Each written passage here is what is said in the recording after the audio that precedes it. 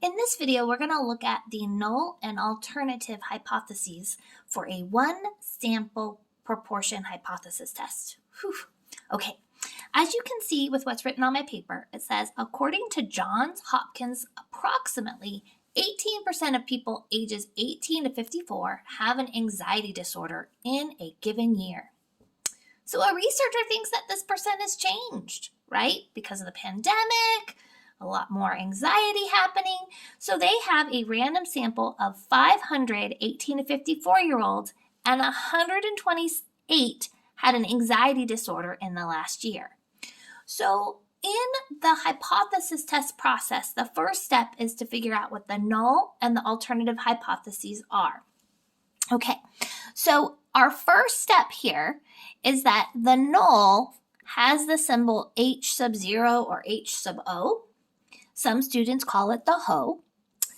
And the alternative, which some students call the HA, is H sub A. Okay. For one sample proportion hypothesis testing, you will be given a percent. This percent is the number that we are going to use in both the null and the alternative. So this 18% is going to be used down here, but we're going to write it as a decimal. Okay, so the null is always P equals your percent fact as a decimal. Okay.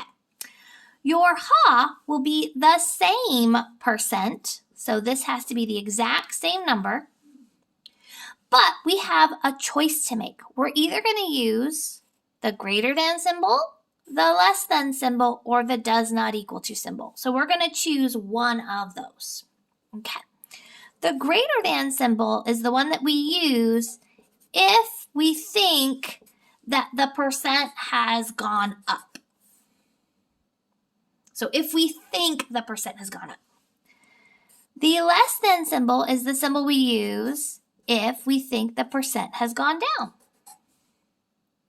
And the does not equal to is if we're a little unsure and we just want to say that it's changed. Okay, so students will ask, how do I know which one to use? Well, one is to look for language. So we could look for words like up or increase in the statement of the problem. For down, we would look for the words like down, a decline, a decrease. And changed is pretty much just changed. So if we were to look at this statement the way I have it written, you'll see that in the second sentence it says a researcher thinks the percent has changed. So because they use that phrasing of has changed, then the default would be to go ahead and use the does not equal to. Okay. However, there turns out there's another answer that could be used. And that other answer that could be used is that based on the data, right? We haven't even talked about this data. Based on this data of 128 out of 500, we should kind of know whether it went up or down, right? Somebody made the effort to collect data. So if you were to take 128 and divide it by 500, it turns out that you get right around 26%. Okay, so if I asked you, is 26% higher or lower than 18? Of course you're going to say that it's higher. Okay, so what the researcher could do is rather than use the alternative hypothesis of does not equal to 0.18, they could actually upgrade it. And since the percent is currently higher, they could actually use the greater than symbol. So the other option that they could use is they could use P is greater than 0.18. All right. Students will ask which one is correct.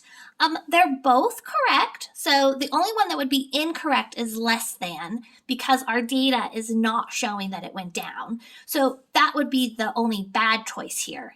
For me, I have to admit that I actually prefer this greater than because I feel it's a little bit more powerful. It's saying which way it changed, not just that it's changed in general, but which way.